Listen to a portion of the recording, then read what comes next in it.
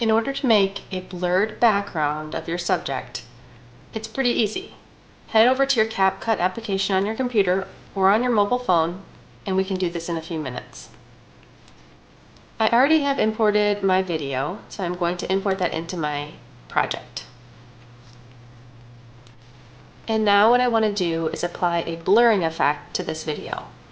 I'm going to go to the Effects section and find a filter that looks blurred. I'm going to choose the oblique blur today. And I'm actually going to drag it right on top of my video clip so it applies to that specific clip.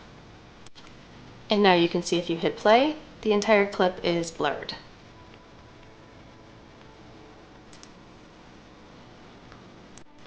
Now we want to add an overlay to this video. So I'm going to go back to my media section and add this exact same video clip back into my project.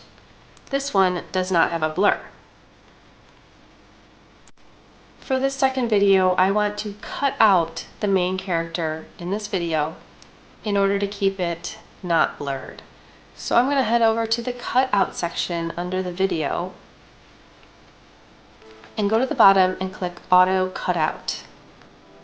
Now you're going to have to wait until this is 100% done, and then it'll say Auto Cutout Completed, and you will see a black background behind your main character. Now I like to make my main character a tiny bit bigger. So I'm just going to drag one of the corners of the video to make her a tiny bit bigger so that when it overlays on top of the other video, you won't be able to tell anything.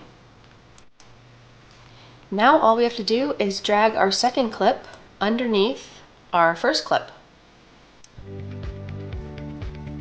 I'm going to take this back to the beginning. And now you can see the subject is in the front and she is not blurred, and the entire background is blurred. Now we just have to export the video and we're all done. Please like and subscribe to this channel for more videos.